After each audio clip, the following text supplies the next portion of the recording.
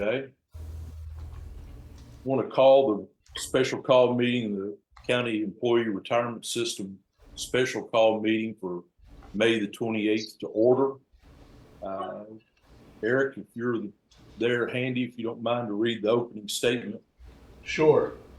This is a special meeting of the County Employees Retirement System Board of Trustees. This meeting is being broadcast via video teleconference pursuant to KRS 61-826 and may be viewed by the public at the Kentucky Public Pensions Authority offices located at 1260 Louisville Road in Frankfort, Kentucky.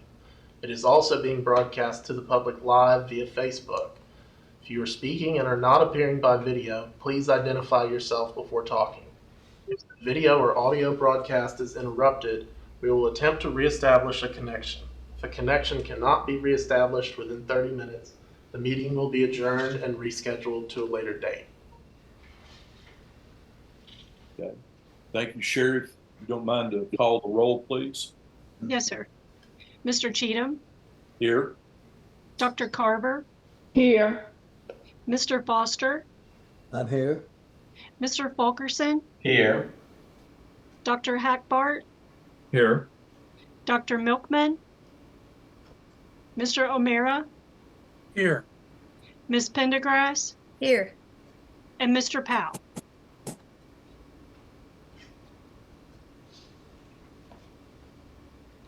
You there, Jerry? Yeah, I'm here. Thank you. All right.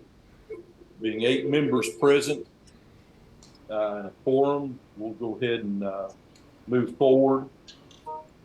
Do we have any public comment, Sheriff? No, sir, no public comment. Okay. You had distributed in your packets a set of minutes from the April 8th meeting. Are there any changes, additions, or deletions that need to be made? Any discussion? I'll entertain a motion that we approve the minutes as presented. So moved. Got a motion. Do I have a second? Second. Seconded by Bill. All in favor signify by saying aye. Aye. Aye. All opposed? Ayes have it.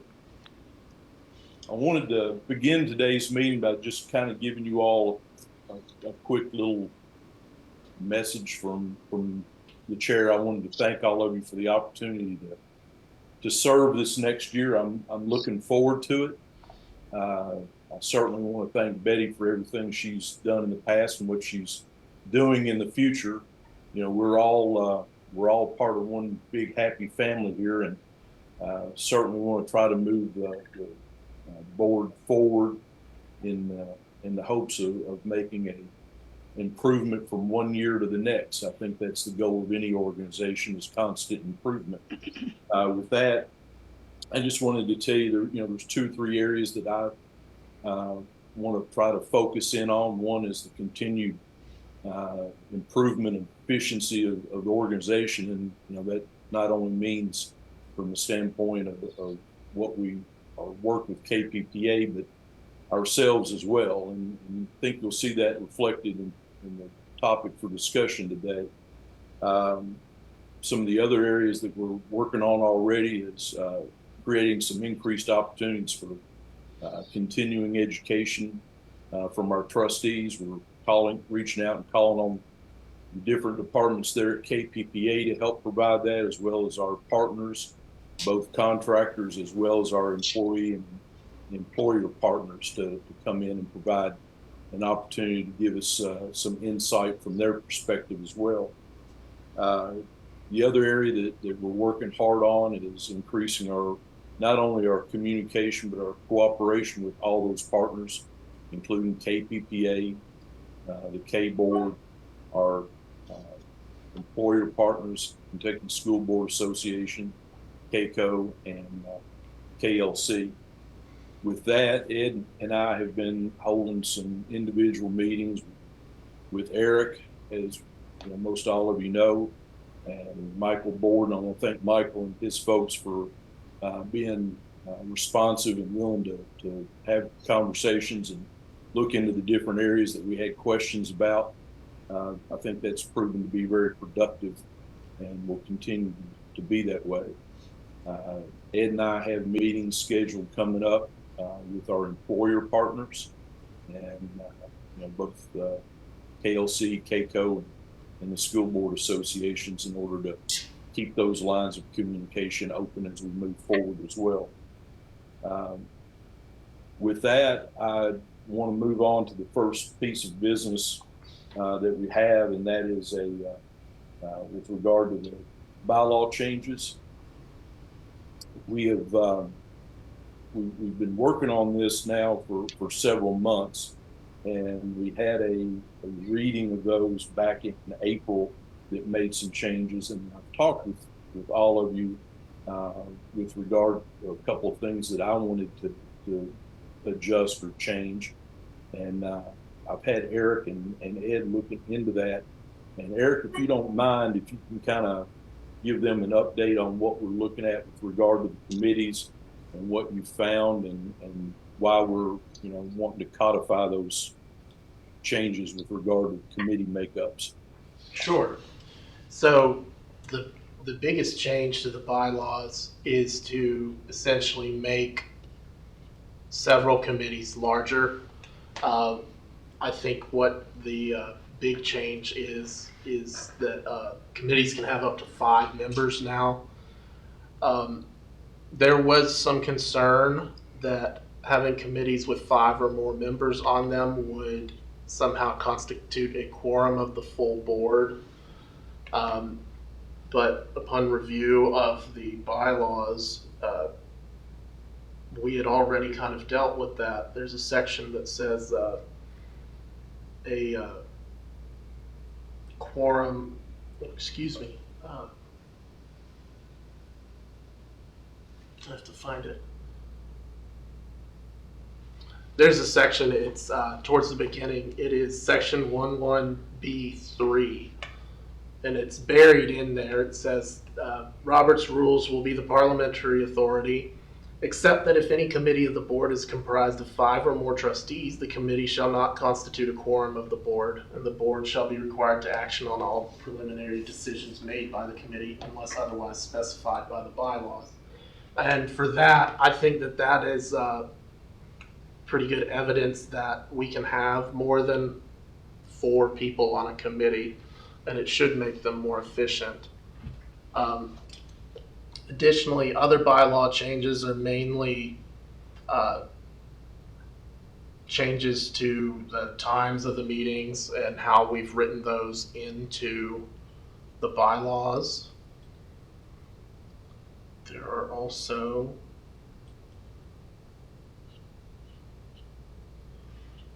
a change to,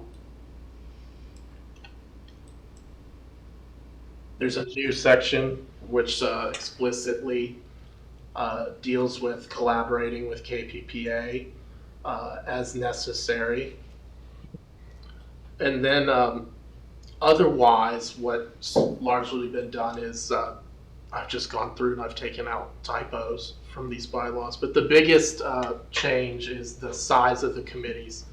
And nobody should really worry about whether that's going to trigger a quorum of the full board or not, because it's already written in the bylaws, and I couldn't find anything in the statute that prevented committees larger than 4 or whatever the quorum would be. Okay.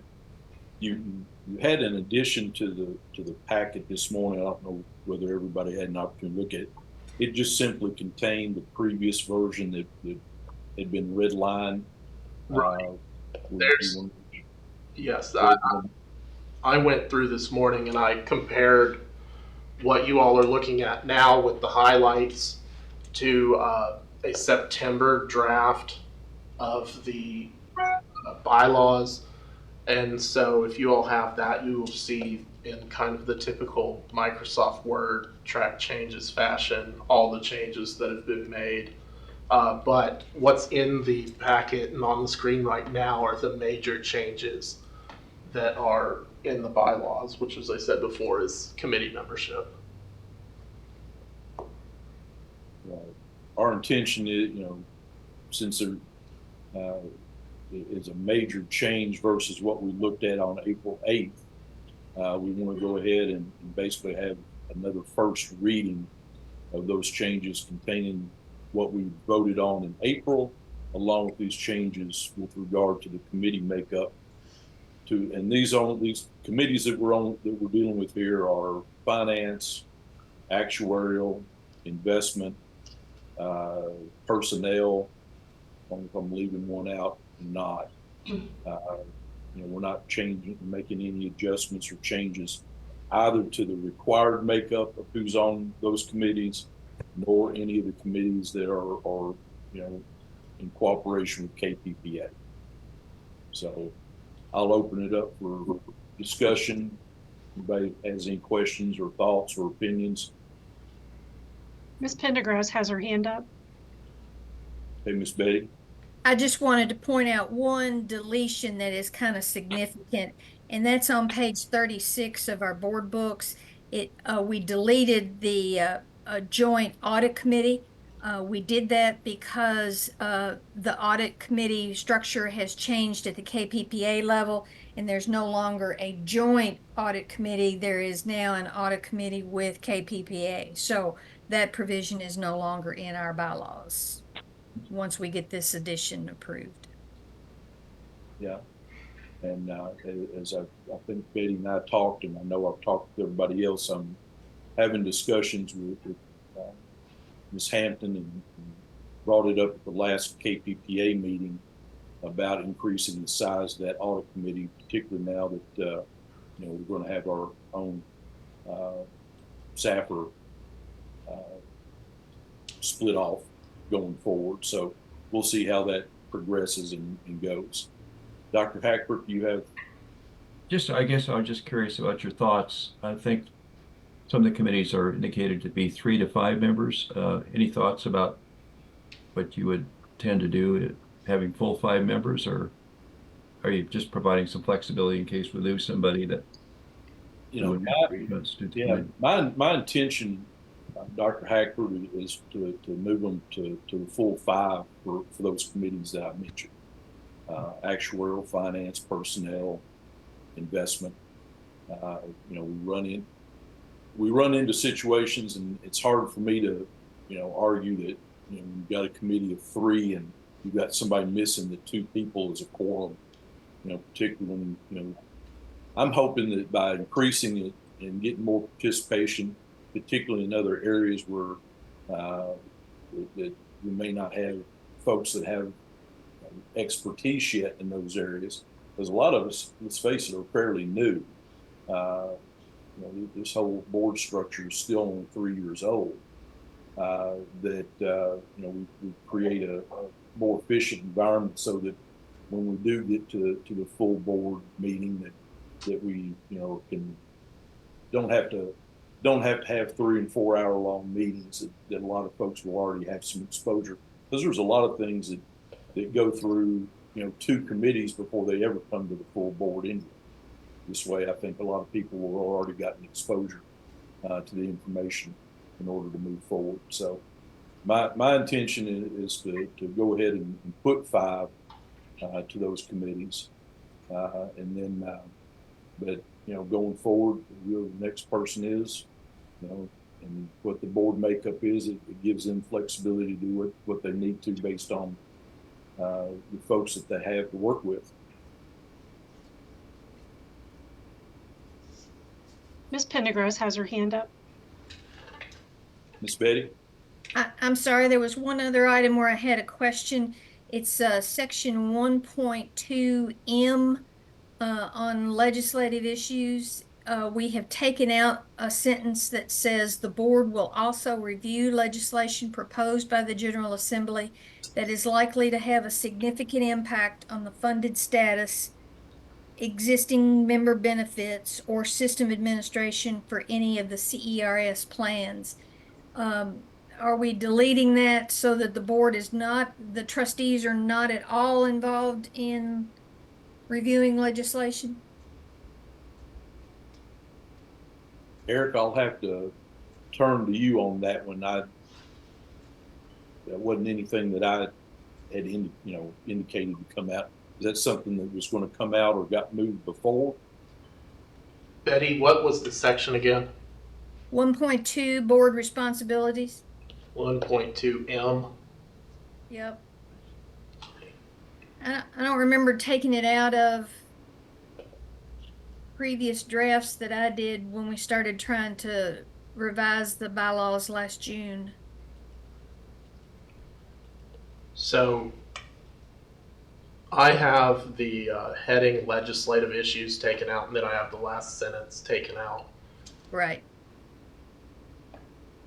I couldn't tell you why it was taken out, but I don't really think that it's a necessary sentence to have in the bylaws. I think saying that the board will review and recommend changes to the General Assembly that comply with federal law and which are in CERS's best interest is probably sufficient. I think the board can decide on its own, just through meetings, what it wants to do with potential legislation. Okay. I find the sentence that's taken out, looking at it on the red line, I don't really think it has very much significance. Okay. I just want to make sure we were saying that the board will not be involved. I certainly don't think we're saying that. Yeah, there's nothing that's prohibiting the board from doing anything in relation to this. It's just you're taking out this sentence that is almost a policy statement that it will review proposed legislation from the General Assembly. It's not really taking a stand on that either way.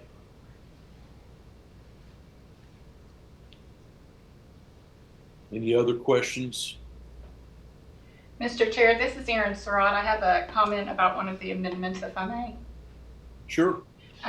In section 1(1)(e), where the regular meetings, where the meeting days are being defined as Wednesday for the third Wednesday in March, April, June, and September. In September, that's the month that the retiree health plan makes significant decisions on the health plan for the following year and for the open enrollment materials. In order to have the materials in our retirees' hands on time, we need to have the information to the printer by the 15th of September.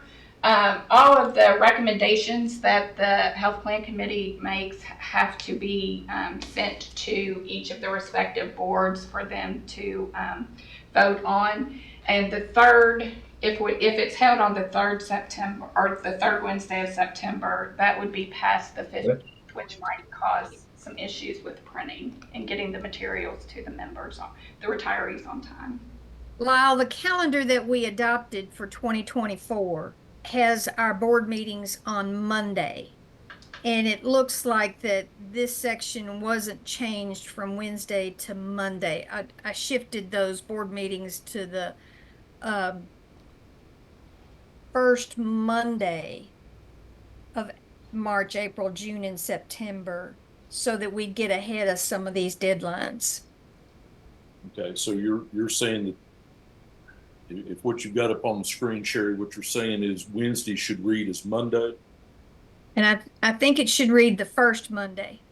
Sherry, are we not on first Monday for June and September? In September, we're on the second Monday because of Labor Day. Right. In June, we are on the second Monday. So I shifted it to the second Monday of March, April, June, and September. Okay. And then the first Wednesday of November and the first Monday of December. And that Actually, it's the first Monday of November and the first Monday of December. okay. And that would match up with the calendar that we adopted for 2024. We were midstream on bylaw amendments, and that's why it's not in here. Okay. I did the calendar separately. Okay. So what are we saying we need to correct on this then? We need- Second Monday of March, April, June, and September. First Monday of November and December. I assume you're putting that in the form of a motion to adjust. Yes, sir, it was. Do we have a second? Second. All in favor, signify by Aye. saying aye. Aye. All opposed, Aye. nay. Ayes have it. Thank you for that catch, Betty. Or, I'm sorry, Aaron. Okay. Welcome. Any other adjustments that anybody sees? You know, keep in mind, we will, if you see something in the meantime, we'll have the second reading of these bylaw amendments at our regular meeting, I believe on June the 10th, if I'm not mistaken.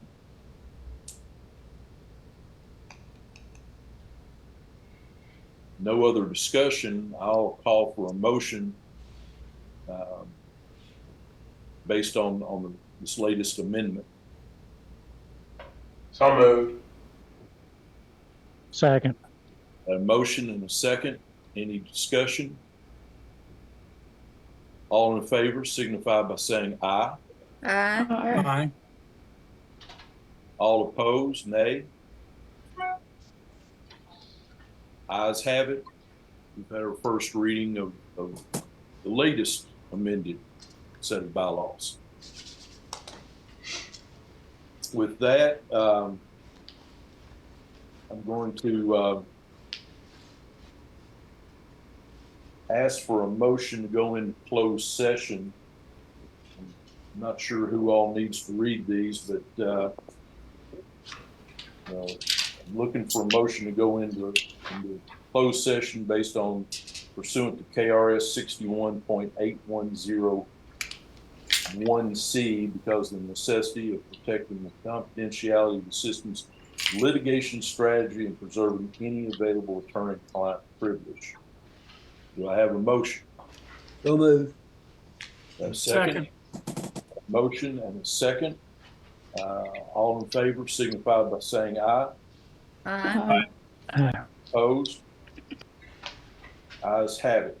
A motion having been made in open session, move into closed session for a specific purpose, and such motion having carried by a majority vote in open public session, the board shall now enter closed session to consider our litigation issues. Sheriff, you'll have Philip